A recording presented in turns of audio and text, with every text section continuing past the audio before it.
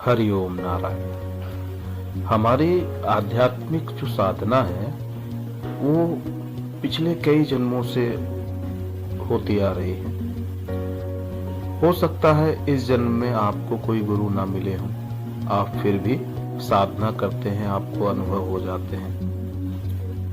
तो इससे ये तो सिद्ध होता है कि आप पिछले जन्मों में साधना करते आ रहे हैं और आपके गुरु सिद्ध थे, क्योंकि सिद्धों की कृपा कभी भी निष्फल नहीं जाती। सिद्धों की कृपा प्राप्त होने से साधना होने लगती है। किसी को भी साधना की अनुभूति थोड़ी कम, थोड़ी ज्यादा, किसी को थोड़ा समय लग जाता है, किसी को बहुत जल्दी हो जाती है। तो ये आपके जो अनुभव होते हैं ये आपके पिछले जन्मों के ध्यान साधना के कारण भी होते हैं। तो ये साधना जो है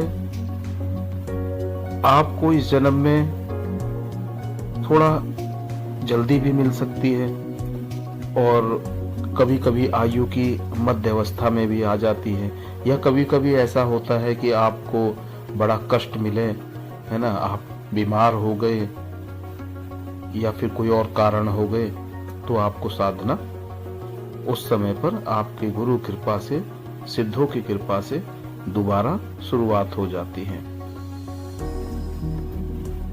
गुरु कृपा जो है कभी भी व्यर्थ नहीं जाती।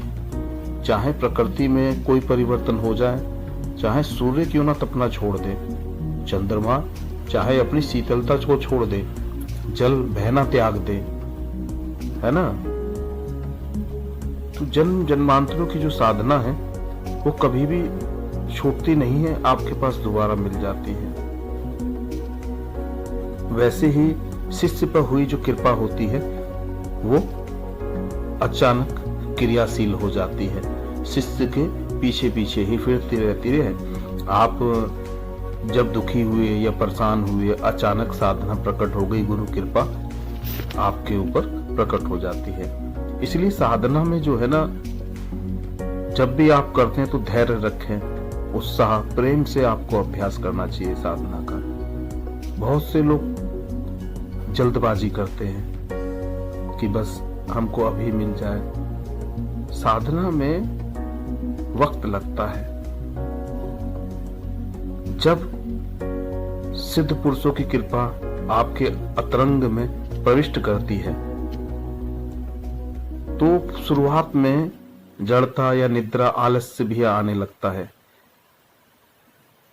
अच्छी निद्रा लग जाती है कभी कभी साधकों की।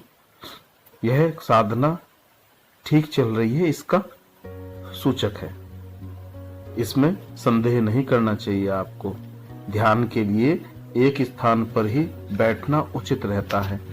आप जहां भी साधना करें तो एक स्थान को, और हो सके तो निश्चित समय को, आप उस स्थान पर बैठें। जिससे क्या होता है, हमारी चित्ती शक्ति जो होती है उसका जितना किरण पुंज होता है वो एकत्रित होकर हर रोज उस स्थान पर आपको अच्छा लगने लगता है। और ध्यान का जहां आपका कमरा वो एक ही हो, आप अलग अलग स्थान पर बैठ के वहां ना लगाएं। जब आप ध्यान करने लगते हैं तो वहां बहुत जल्दी ध्यान होने लगता है। इसलिए एक स्थान पर और निश्चित समय पर साधना करना अच्छा रहता है। और ये जो आपका मानव शरीर, जो आप मांसमय पिंड देखते हैं, ये खाली मांसमय पिंड नहीं है। इस मानव शरीर में 72,000 नाड़ियों का समुदाय है। ये 72,000 नाड़ियां, 6 चक्र, 9 द्वार मिलकर एक घर बना हुआ है। इसी को सप्त धातु पुरी भी कहते हैं। 72,000 नाड़ियों में से 100 नाड़ियां मुख्य हैं और उसमें से भी 10 श्रेष्ठ नाड़ियां हैं, और उस 10 में से भी सिर्फ 3 नाड़ी मुख्य हैं और उन 3 में भी एक सुषुम्ना नाड़ी मुख्य मानी गई है, जो कि हमारे ध्यान और आध्यात्मिक पथ के लिए हमें इस नाड़ी में ही प्रवेश होना होता है। सुषुम्ना नाड़ी जो है आपकी, इसका जो वास स्थान आकाश तत्व है, कि आकाश तत्व में जब आपका ध्यान लगता है तभी ये सुषुम्ना नाड़ी आपकी खुलती है। इसी को सुषुम्ना नाड़ी परम शिव का जो है वास स्थान सहस्त्रार से लेकर कुंडली नाड़ी के स्थान मूलाधार तक अखंड रूप में व्याप्त होकर रहता है। शरीर में प्राण मुख्य है, प्राण निकल गया तो सब गया। फिर उसकी कीमत दो कौड़ी की रह जाती है। प्राण से ही जगत है, प्राण से ही मानव है, प्राण से आनंद, प्राण से ही शक्ति है, और इस प्राण से ही सिद्धि, इस प्राण से ही आरोग्य आता है, प्राण से ही आप लोक परलोक का गमन कर सकते हैं। प्राणाश्रय से संतानों उत्पत्ति होती है। प्राण से बल, वीर, प्राण से रोग, चिंता, प्राण से भ्रम, पागलपन, प्राण से सौंदर्य, और प्राण से ही पुनर्जन्म, और प्राण से ही जीवन मुक्ति होती है। प्राण ही ब्रह्म है, शिव शक्ति और कुंडली है। ज्ञान इंद्रियां और आपकी कर्म इंद्रियां सभी प्राणों से प्रतिष्ठित है।